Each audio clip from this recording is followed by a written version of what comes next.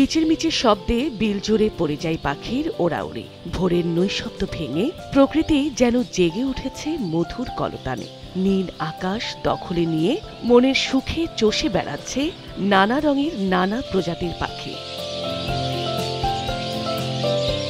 ইংল্যান্ডের north Hampshire, Siberia কিংবা অ্যান্টার্কটিকার তীব্র শীত থেকে বাঁচতে সেপ্টেম্বর অক্টোবরে দল বেঁধে বাংলাদেশ সহ দক্ষিণের কম শীতের দেশে আসে অতিথি পাখি। মার্চ এপ্রিল পর্যন্ত কলকাকলিতে ভরিয়ে রাখে প্রকৃতি।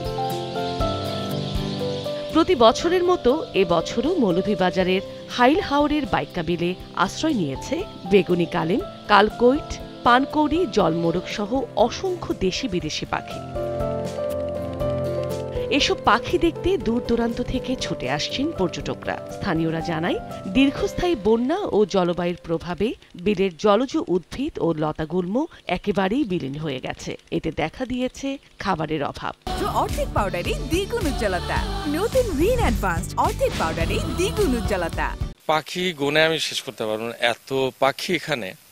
আলহামদুলিল্লাহ, খুব চমৎকার একটা পরিবেশে। এই রাস্তাগুলো যদি আরেকটু সুন্দর করে পরিষ্কার করে যদি করা যায়, তাহলে আরো মানুষ আসবে। আমাদের এখানে শীত পড়তে বিভিন্ন ধরনের পাখি আছে, এখানে আসা শুরু হয়েছে।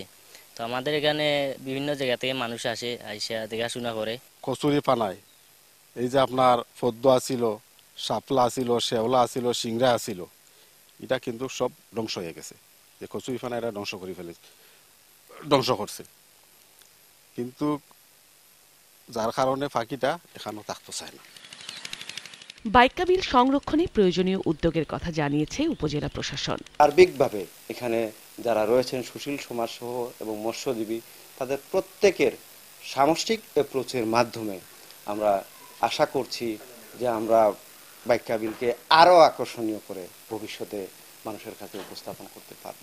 2003 সালে বিলুপ্ত প্রজাতি মাছের বংশ রক্ষার্থে হাইল হাওরের 3টি বিলের 170 হেক্টর জলাভূমিকে স্থায়ী অভয়াশ্রম হিসেবে ঘোষণা করে।